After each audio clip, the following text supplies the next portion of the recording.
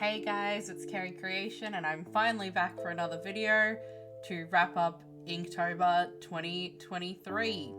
So I tried really hard. But it's a challenge and not all challenges are successful. So I didn't finish every day of Inktober. Life got in the way, but let's get straight into it. So I had this idea for Inktober to try and make it simpler on myself, and it helped a lot to draw all of my images coming out of a little ink pot. And it worked well for a little while. I had a really good time with it at the start, and then, like I said, things got in the way, and, it's a challenge, but, when you're challenging yourself, you don't want to overdo yourself either. So if you can't do it, you can't do it. If you can, you can. And it's just supposed to be a fun little way to try and draw every day. And it did not work out that way for me. But I'm happy with what I got for most of it. Not this sketch specifically, but it gets better at the end. So keep watching. I improve on this. I improve on all of them. These are all just the rough sketches to start with, because that's how I started the challenge. I started the challenge by going in and just sketching out a bunch of them until I was happy with them, so that I had the ideas ready to go and I could map it out in my mind and have something ready to go with. So all these ones that you're seeing now are the ones that I did originally as my first idea. Like this one, for instance, was my idea for Golden, and then I looked a few prompts later and saw that Fortune was one, so I ended up using this one for Fortune and did something different for Golden. This one's Drip, and I had other ideas for it, but like I said, I was just trying to keep it a little bit simple, so I did that paint swirl. But I kind of, in hindsight, wish I'd gone and done a little more effort into doing something that looked like a splash. But we get into it now, and I started out with just trying to make things easier on myself and doing the ink pot first, because I was going to use the same ink pot for every drawing. So that's what you can see here, and I'm pretty happy with it actually. For something that I was trying to do simply, I'm really happy with how it turned out. It was a good time. I have done Inktober in the past, and in the past I did actually manage to do it as a daily thing, but I did it as a traditional thing, and I had not only a little bit more time back then, but also I wasn't having as many issues with my health as what I'm having currently, which, for anyone keeping track of those, we're doing our best to keep fighting through it. I've started some physiotherapy, specifically some hydrotherapy, to help with some stiffness and pain and just get a little bit more active to see if that helps me out a little bit. So wish me luck for that, because hydrotherapy is so much harder than I thought it would be. Because I love swimming, but hydrotherapy is not the same as swimming. Anyway, back to the art. I went around at the end of this and I was like, you know what? I want ink just pooling from it. I want it to look like it's a mess, because that's where some of the fun comes in. But I was so happy with how the ink pot looked, and it did motivate me to keep going for a while, but it got a bit tricky in the end. So let's get into the actual meat of the artwork. This one was the first prompt, Dream, which I've got them listed on the side here just so that you guys can see along with what I'm doing. You can follow along. If you haven't seen the prompt list, this is what it looks like.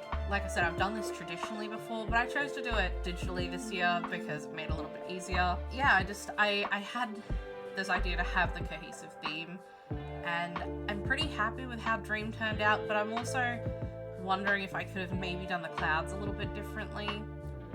Going on to spiders, I looked up a couple of different references. I looked up references for all things. I look up references for everything.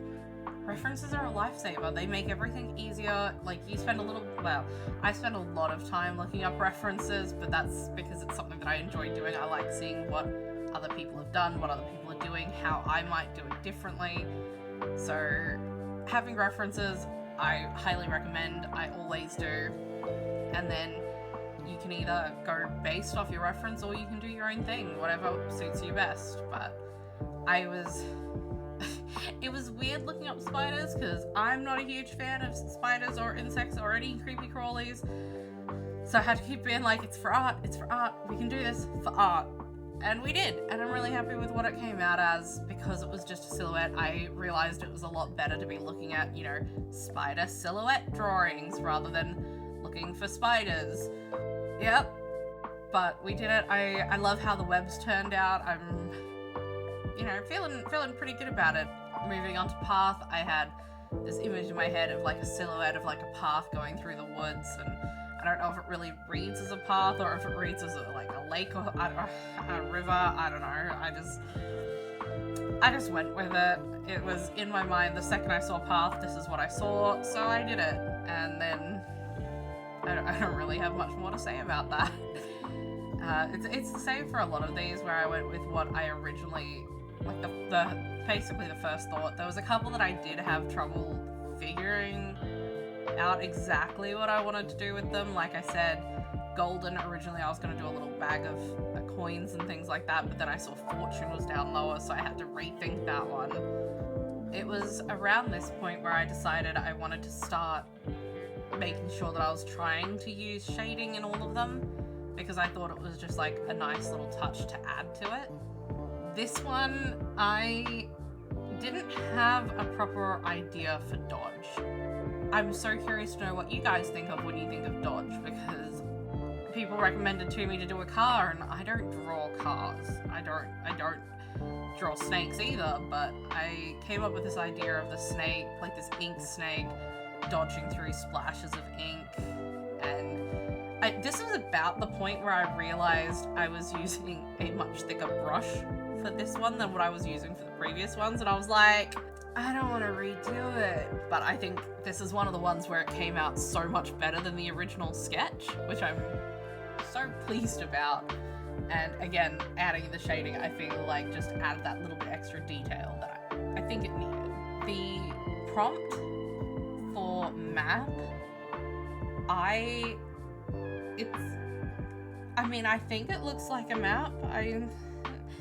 I looked up a couple of references. I wanted it to be a little bit sketchier just because I didn't want to spend too much time on any of these prompts. I wanted them all to be just a little bit quicker. I didn't want to spend like eternities trying to make everything look perfect.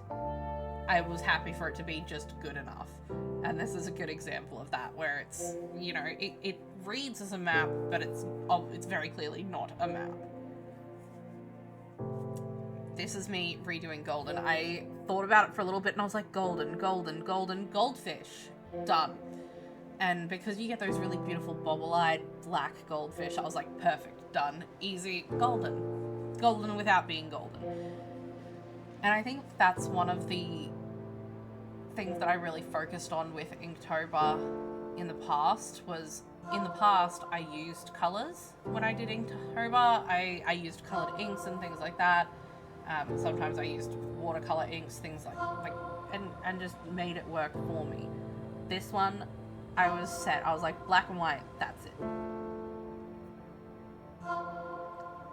Because I guess I wanted to push myself a little bit.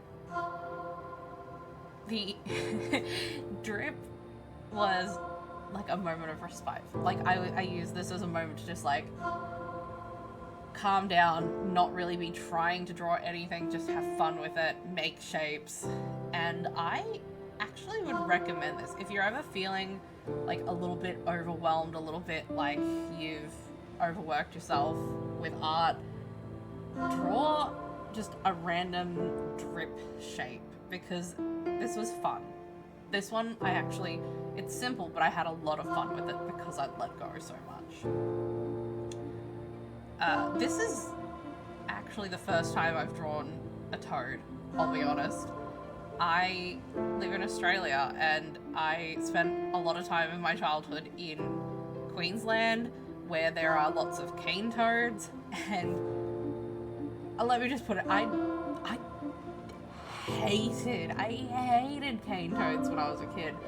They scared me so much. I have this distinct memory. So when I was growing up, I had some Rottweilers. My mum had pet Rottweilers, and they were such wonderful dogs, and I miss them so terribly when I think about them. But I have these very vivid memories of going into the backyard growing up to like feed the dogs or something like that, and they'd cornered a cane toad, and it's making this horrible like guttural hissing noise, and I'm trying to get this dog. I'm like, 14 at the time, trying to get this dog that's almost as big as I am away from this cane toad that's making these horrible sounds, and then it jumps at me and I scream, and it's a whole event, that one. But yeah, we've come back into sketching processes now, and I've kind of gone on a tangent there, sorry about that. This one especially, I was like, what do I want to do for Rise? I had two ideas. I had like this ink sunrise idea or like a phoenix idea, and I'm still not sure which one I would have gone with had I actually, spoiler alert, made it to this one with inking, because I believe I stopped after Wanda. I had everything up until Castle sketched out, ready to go, and that's as far as I made it this year. So I'm hoping that if I do Inktober next year, I'll have a little bit more luck with it. That's the plan, at least. And if, Inktober's a long way away for next year, but if you're still around on my channel then, hopefully you'll have some ideas for me. Hopefully you'll look forward to that if I make it into a video in the future, or if I do streams or anything like that. But I am doing an astronaut skull, astronaut helmet at the moment. Oh my gosh, I'm so sorry. I'm doing an astronaut helmet because I was thinking of bounce, and I didn't want to do just a ball or something like that, and I was like, astronauts moonwalking, bouncing. There's not a lot of intricacy to my thought patterns. We're back at Fortune now, and I'm really glad that I got to use this one for Fortune. I'm really happy with how this one turned out. It's just like a fun, quick little money bag, really, and I like it. I don't have much else to say.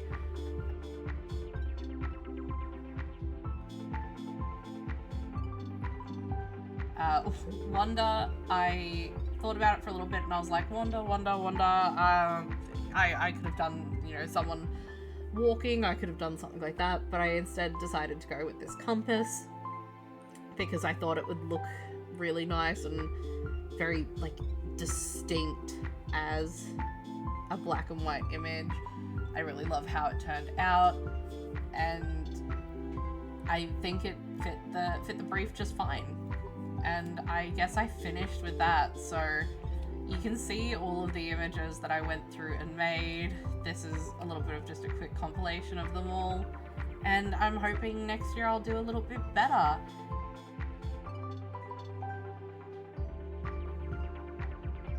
And yeah, so next week, hopefully I'm gonna have a special video for this side project, so I will leave a link to this other channel down in the description. I am going to be doing a roleplay podcast in the near to semi-near future, so have a look at that, keep your eyes out for that. If you like the video, put a like on it. If you are not subscribed, consider subscribing, and I will see you guys next time. Bye!